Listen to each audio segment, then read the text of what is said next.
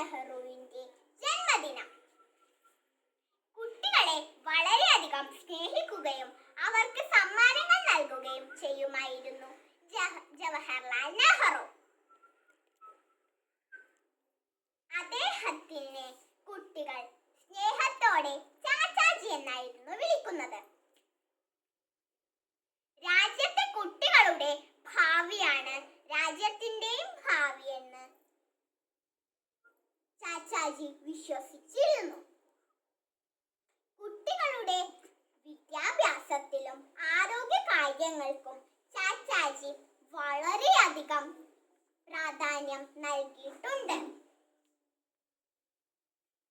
കുട്ടികളുടെ കാര്യങ്ങളിൽ ഇടപെടാനും കുട്ടികൾക്ക് വേണ്ടി എഴുതാനും ചാച്ചാജി സമയം കണ്ടെത്തിയിട്ടുണ്ട്. ചാച്ചാജി സ്വപ്നം കണ്ടതുപോലെ നമുക്ക് നമ്മുടെ നാടിനു വേണ്ടി പ്രവർത്തിക്കാം. എല്ലാവർക്കും എൻ്റെ ശിശുദിനാശംസകൾ. നന്ദി, നമസ്കാരം. ജയ് ഹിന്ദ്.